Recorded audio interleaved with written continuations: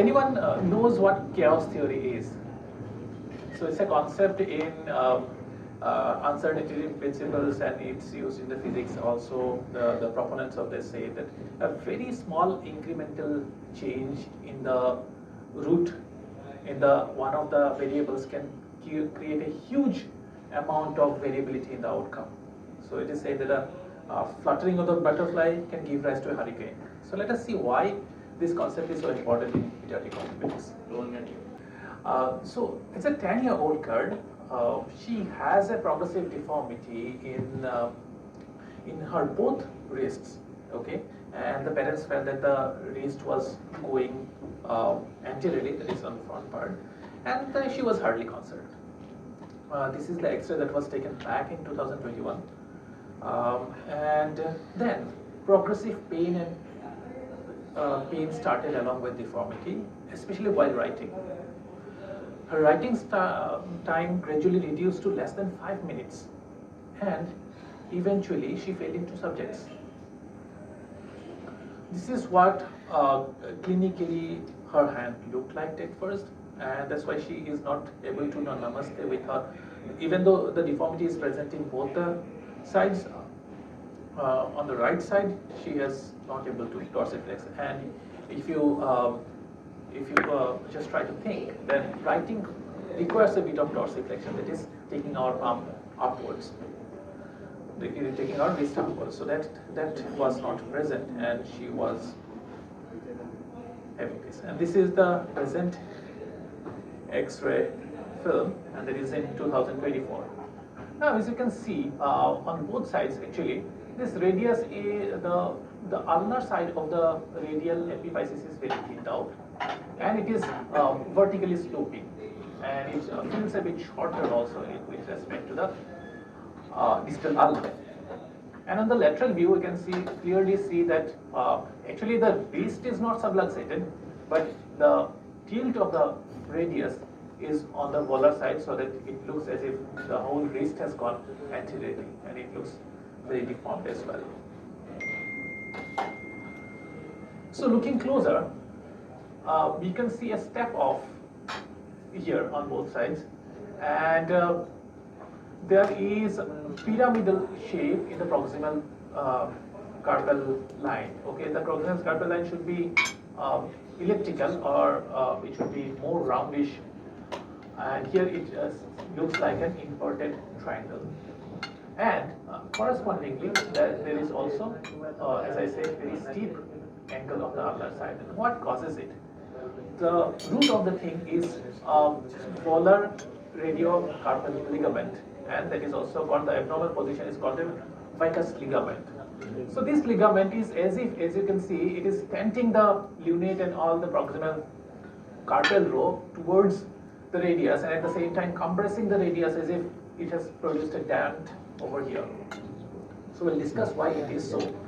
So meanwhile, the patient continued to have symptoms, and on doing MRI on such cases, you will find that abnormal volar radiocarpal ligament goes, and the defect is that usually it is inserted on the distal part, distal to the physis, so that along with the physis it keeps on maintaining a consistent relationship with the carpal row. But here it inserts proximally. So when growth goes on taking place, then this ligament keeps on pulling the lunate and the ulnar part of the radius towards each other, compressing the physis and also the epiphysis, leading to less growth on that side. So what was the plan? The plan was to do a radial osteotomy, just turn it to improve the tilt, not too much, and then do an volar ulnar based trapezoidal osteotomy. Since the ulna was long, so just cut a piece of distal ulna, place it here, so as to keep the trapezoidal osteotomy open, and eventually the ulna would also get shortened, leading to better alignment and also relative lengthening of the radius as well.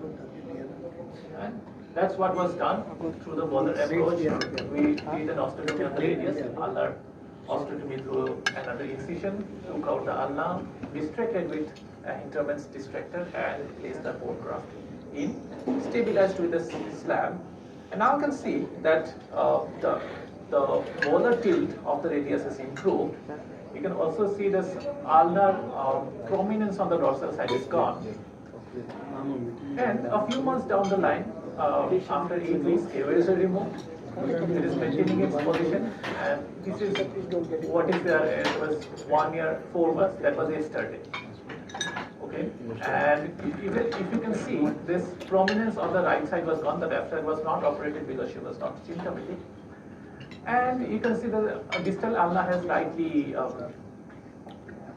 beautiful. It has remodeled, and the hand looks beautiful now.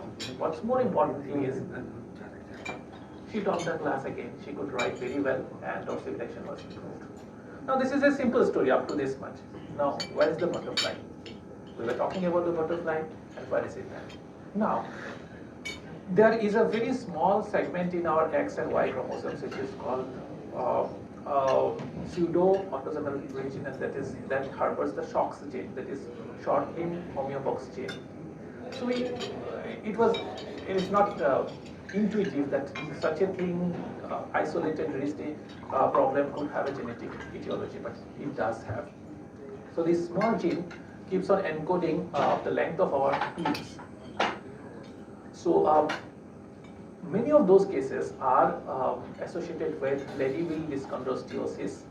If we look for it, we might come across some of those, and it has mesomelic dwarfism. That means the middle part of the limbs are involved, just that in case our forearm and legs are involved.